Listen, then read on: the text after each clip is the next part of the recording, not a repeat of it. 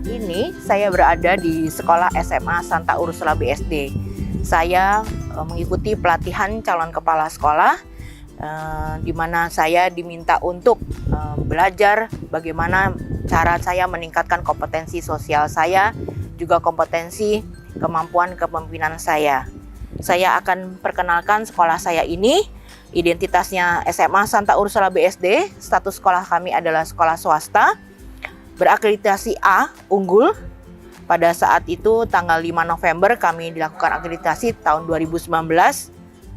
Kemudian nomor induk NPSN sekolah saya adalah 20603376. Letaknya di Jalan Letnan Sutopo, Sektor 1.2, Bumi Serpong Damai, Kota Tangerang Selatan.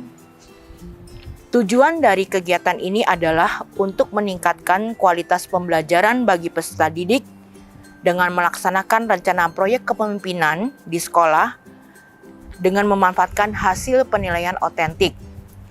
Tujuan yang kedua adalah meningkatkan kemampuan calon kepala sekolah, menentukan potensi sekolah melalui kajian manajerial lewat 8 standar nasional pendidikan di sekolah asal dan di sekolah magang. Tujuan yang ketiga adalah menganalisis dampak peningkatan kualitas pembelajaran bagi peserta didik. Tujuan yang keempat, meningkatkan kompetensi sosial calon kepala sekolah dengan melakukan kegiatan peningkatan kompetensi di sekolah magang. Sekolah yang saya pilih adalah SMA Yupentek 1 Tangerang. Jadi saya memilih memanfaatkan hasil penilaian otentik. Oke. Lanjut Bu Purwi. Nah, definisinya mungkin di dalam pertanyaan-pertanyaan itu kenapa anak memilih rendah, mungkin mereka salah satu pertanyaan itu tentang remedial, mungkin mereka merasa tidak terlayani. Baik, terima kasih Ibu dan Bapak atas kehadirannya sebagai wali kelas 11.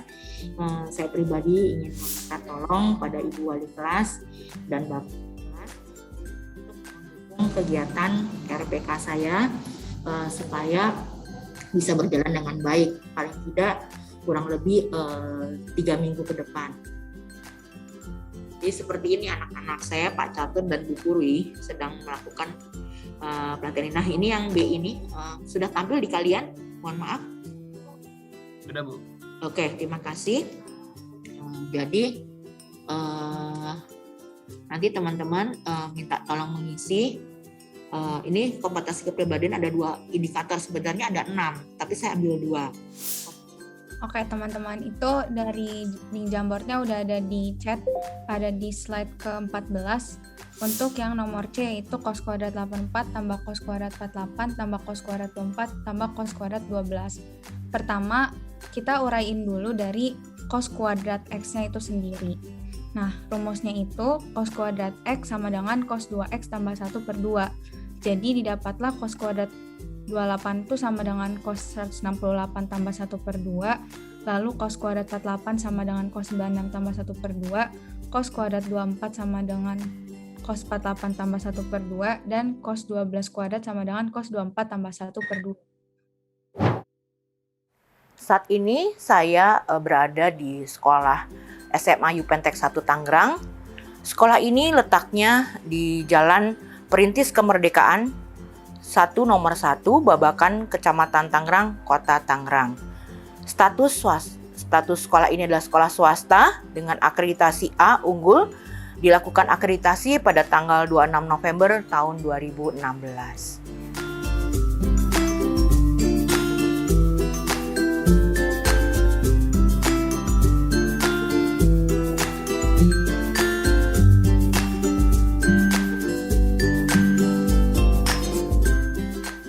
Kalau dari saya dulu pribadi, saya dapat banyak banget. Tentunya tadi yang kata Ibu, dengan adanya tutorial sebaya, itu jauh lebih efisien dan saya lebih paham. Itu benar banget Bu. Karena yang pertama, kita tuh punya kesempatan buat belajar dengan lingkup yang lebih kecil. Otomatis kadang-kadang kalau kita belajar dengan teman-teman yang seumuran sama kita, dari gaya komunikasi, dan juga kenyamanan itu lebih banyak gitu Bu, kalau dari saya pribadi ya.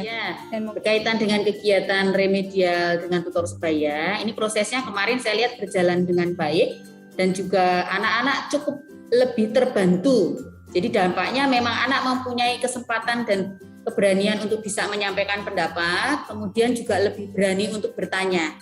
Dan itu juga saya lihat dalam setiap kelompok terjadi dinamika yang biasanya anak-anak itu diam, nggak berani menyampaikan, itu lebih berani.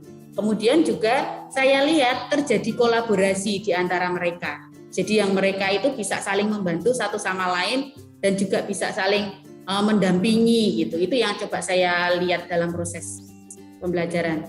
Untuk dampaknya memang dari hasil yang coba saya lihat, biasanya untuk anak-anak yang kurang gitu terlihat bisa lebih paham. Mungkin karena temannya yang menjelaskan, jadi mereka lebih mudah menangkap. Dan hasilnya juga rata-rata lebih baik. Kesimpulan dari kegiatan saya ini yang pertama adalah bahwa kegiatan RPK ini melalui tindakan pembelajaran remedial lewat tutor sebaya dapat menyelesaikan masalah pembelajaran, yaitu masalah peserta didik yang belum mendapatkan pembelajaran remedial secara optimal.